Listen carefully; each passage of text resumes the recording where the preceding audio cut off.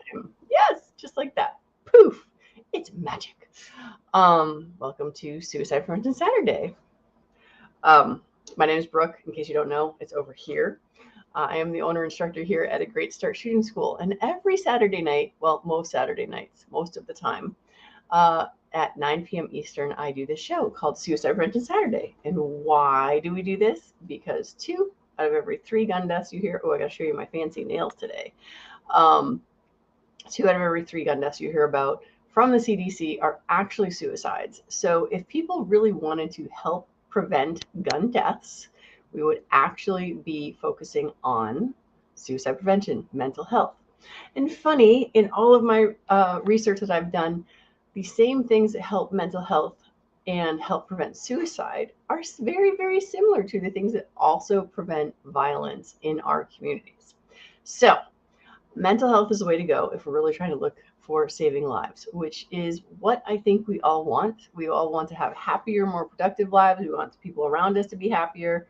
And that is kind of that. So, with that, I actually finally got one of you guys to give me a suggestion for tonight. So, I'd like to shout out to Mike Bellinger for giving me a suggestion for tonight. He is not on here yet, or if he is, he hasn't said anything yet.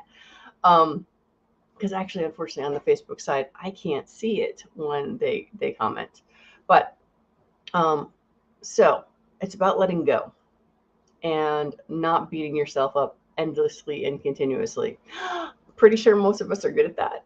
Um, and it's one of those things that I have read Loctite your fingers. Yes, I've read Loctited my fingers. It's true. Sorry, this is what I get. I'm gonna hide the comments now, DJ. So if there's stuff, you can star it because I will just constantly go squirrel. So anyway, I'm gonna do that part. So yes, but I do love my nails. It's the first time I've ever had fancy nails with like it's candy cane stripes, in case you don't know. So that's my excitement for today. All right, so back to letting go, back to beating ourselves up, back to the stuff that we do up here to ourselves. Let me click that so I'm not drawing on my head. All right, I'm guilty of this 1000%. There are times when I have said something to someone and been like, after the fact, I'm like, oh, I don't think that sounded right. Or wow, they must really think I'm a jerk for saying whatever it was that I said. And it'll go round and round and round in my head. And then a week or two later, it's still running around in my head.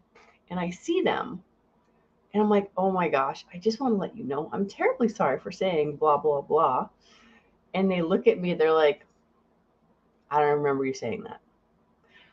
My point being, so often we do stuff that we think or we realize may not have been appropriate or not the right thing to do at the time. And we let it turn around and around and around in here. The person that we said it to doesn't give a crap. It did not impact them and they do not know. But we beat ourselves up in this. Now, here's the other part of this though. It happens the other way around as well. In that, there are things that we've said very nonchalantly, and therefore we just go on our happy little day and we have no idea that we have upset or insulted or done something wrong. So now we have nothing in our heads, but that poor person who we didn't mean any ill intention is all mad at us and it's going around in their head instead. So try not to be either of those people. In that, if you say something and you don't think it's appropriate, try to address it as quickly as possible. And if you can't address it as quickly as possible, try to let go of it so that you're not letting it run around in circles in your head.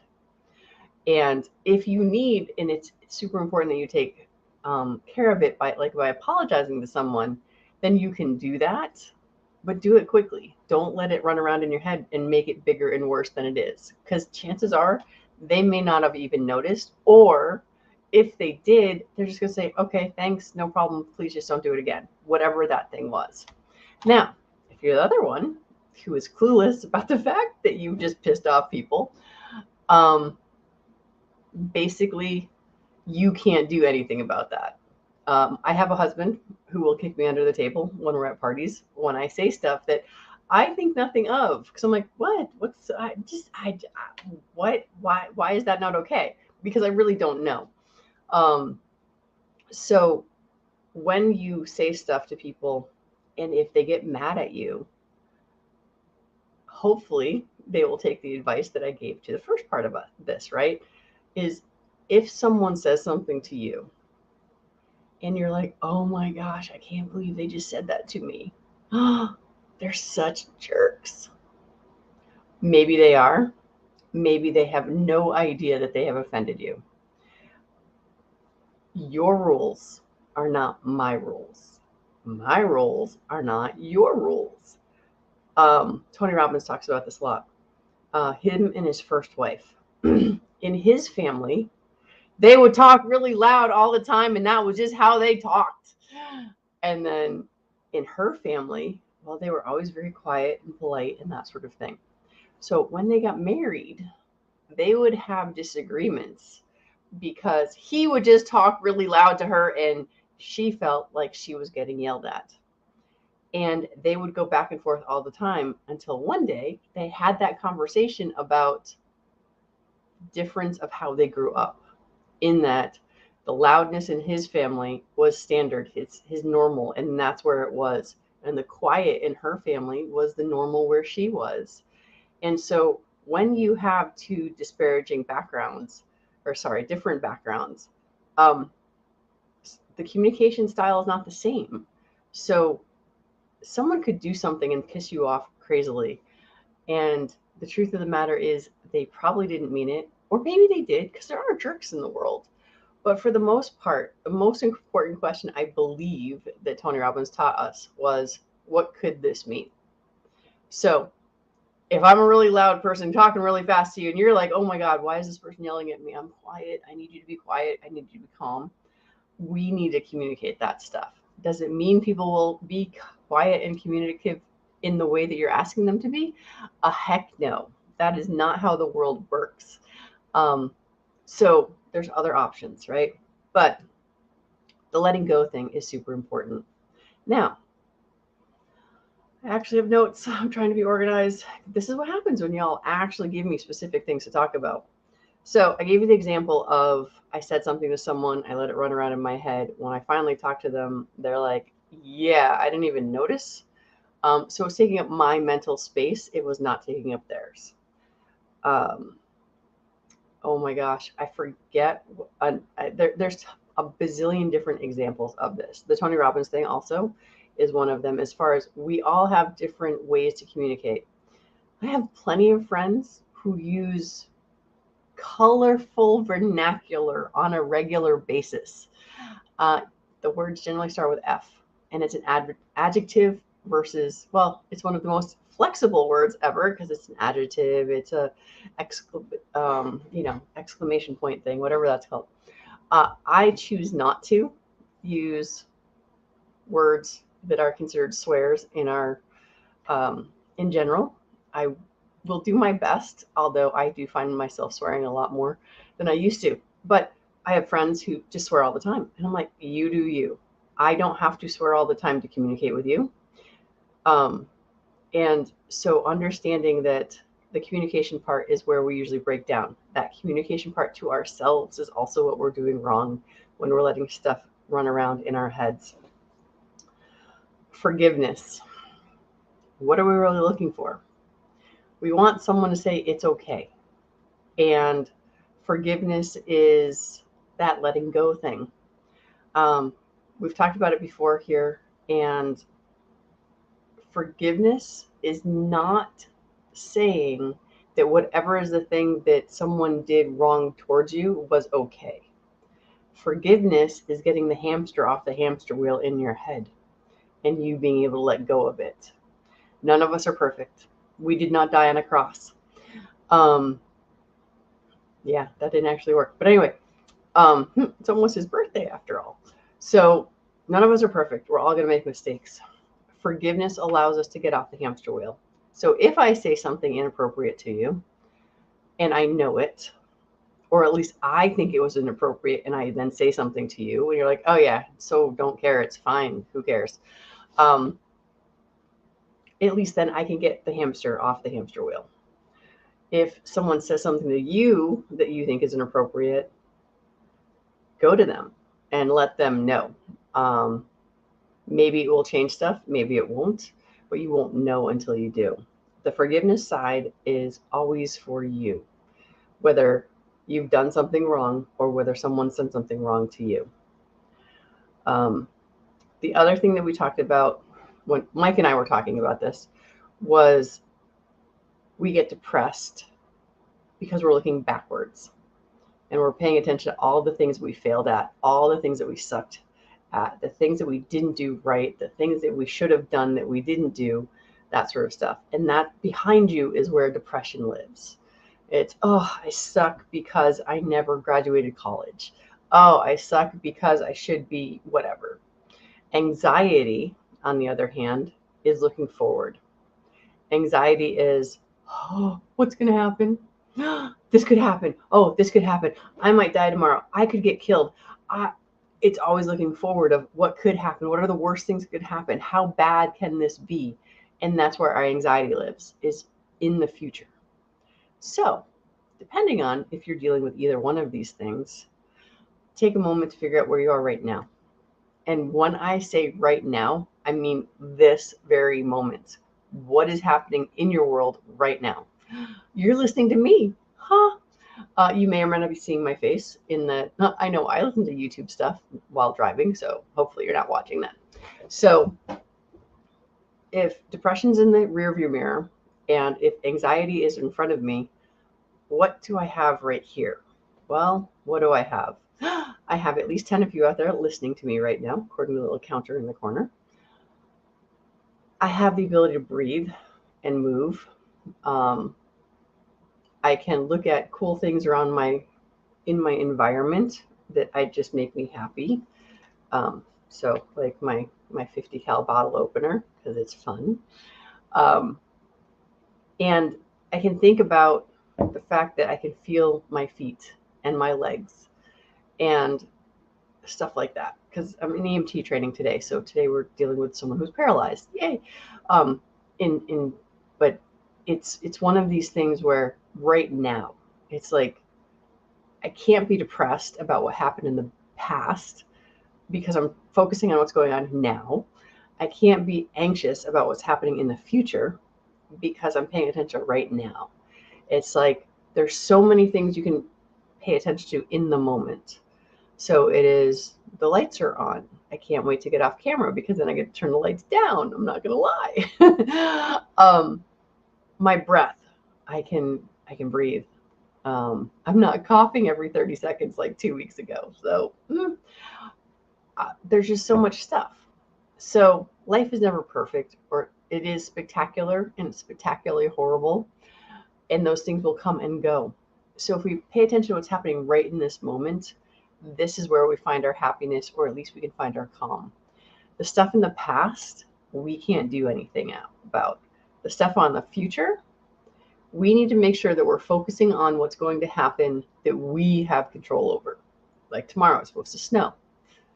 Do I have control over that? No, I do not. Is it going to cancel my class tomorrow? Maybe, maybe not. Do I have control over that? Nope. So what's going to make me happy? Roll with the punches, baby. If it cancels my class, I do something else. That whole thing about one door shutting, another door opens, it's true. Or, if a door shuts, break the window, jump out anyway. Whichever way you want to roll, this is how it goes. So that was that. All right, Mr. DJ, I see that there are comments. You want to do roll call since I've been over here ignoring the side window here? I would be happy to do that. G-Webs is out there. So is Mike White, G23. Join the conversation. So did Tara Smith's Kitchen. Fiona Remillard is out there as well. Let me see if there are any late additions to the room. Yes, the former PNW Woods, now just Woods, is out there tonight too. See, I would have read that. Said, oh no, you missed one. Oh dear, for the love of God. We cannot forget Gina. She's out in California. She gets very excited when she actually gets home from work in time. So, but I think you can see that. Anyway, so welcome everyone and thank you for listening. DJ, were there anything that I need to respond to since I was not? Oh, look, I got Heidi too. Hi, Heidi. Sorry, you said late bloomers. So anyway, go ahead. I'll be quiet now. Well, from P&W Woods, he says, adults do this often. They say stuff in jest to kids when the sarcasm is above the kid's head. That sounds like a decent way to let off steam every once in a while. And I know that Woods works with youth. Yeah. Oh, yeah. No, we can definitely destroy children very easily, unintentionally. Um, it's very hard, but communication in general is super hard because, again, my background is different from your background, and what is acceptable in one dining room setting at home is not acceptable in another dining room setting. So, um, kids are definitely highly susceptible to adults being idiots.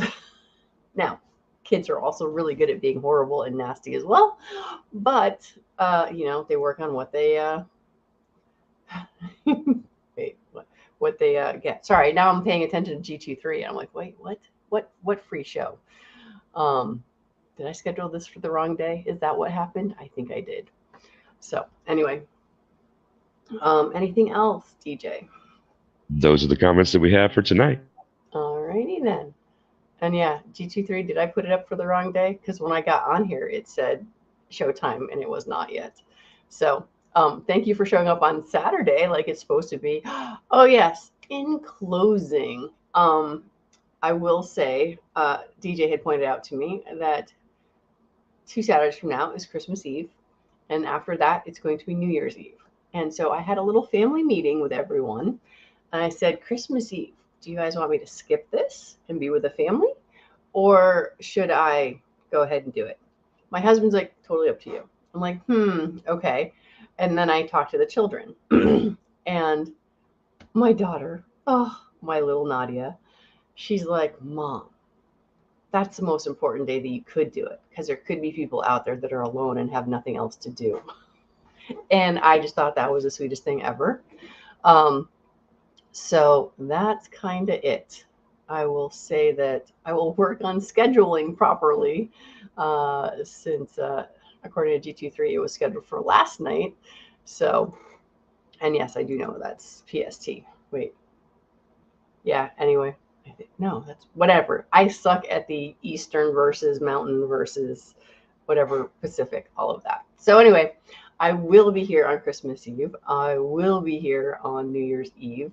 And like I said, if you all have specific questions or topics you would like me to talk about, that is always helpful because then I can at least prep for stuff.